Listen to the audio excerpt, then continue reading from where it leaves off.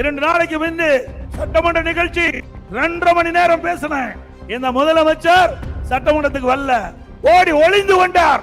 திறமை தில்லு திராணி தெம்பு இருந்தா நான் கேட்கிற கேள்விக்கு பதில் சொல்லிட முடியாது. சரக்கில்லாத மனிதர்.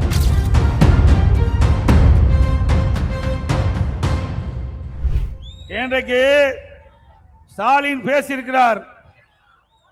இங்க மதுரையில கூட்டத்தில் பேசியிருக்கிறார்.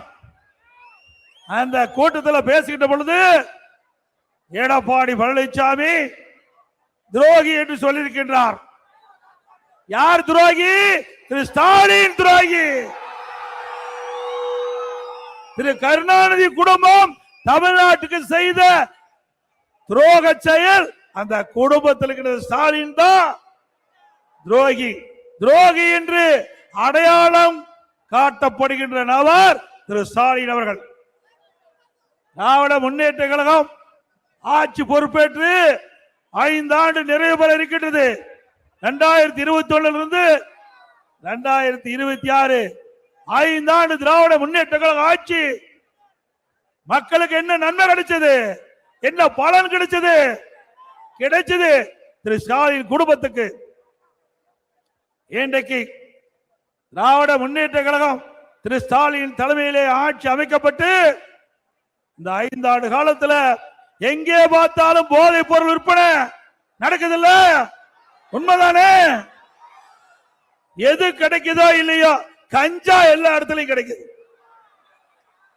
இன்றைக்கு இளைஞர்களை, மாணவர்களை, பொதுமக்களுக்கு போதைக்கு அடிமையாக்கிய துரோகி திரு ஸ்டாலின் அவர்கள்.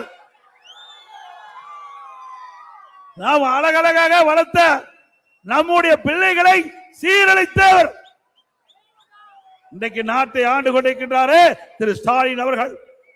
மாநிலத்தில் முதலமைச்சர் இருக்கிறாரே திரு ஸ்டாலின் அவர்கள். பல முறை எடுத்து சொன்னேன், அவர் செவிசாய்க்கவில்லை. தமிழகத்தில் போதை நடமாட்டம் அதிகரித்திருக்கின்றது. போதை நடமாட்டத்தை கட்டுப்படுத்துங்கள், இல்லாவிட்டால் தமிழகம் சீரழிந்து விடும். பல முறை எச்சரிக்கை விட்டோம், அதை பற்றி கவலைப்படல. ஏன்னா இந்த போதைப் பொருள் அதிகமாக விற்பது திமுக கட்சி சேர்ந்த நிர்வாகிகள் தான். உண்மைதானே?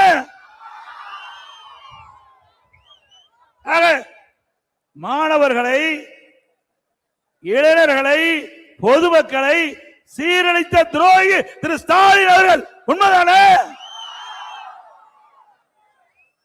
ஆக அவ்வளவு எரிச்சல். 5 ஆண்டு காலம் கொள்ளையடிப்பதே குறிக்கோளாக கொண்ட ஒரே ஆட்சி திமுக ஆட்சி. வேற என்ன செஞ்சீங்க நாட்டு மக்களுக்கு? பல முறை சட்டமன்றத்தில் எச்சரிக்கை விட்டேன்.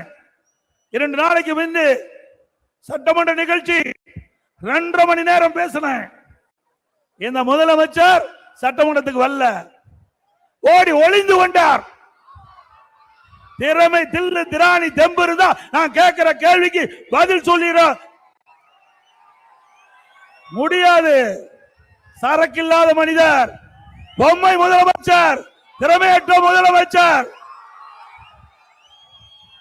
இவர் முதலமைச்சர் ஆன காரணத்தினால்தான் இன்றைக்கு தமிழகம் இன்றைக்கு தலை குனிகின்ற நிலைக்கு ஏற்பட்டு விட்டது.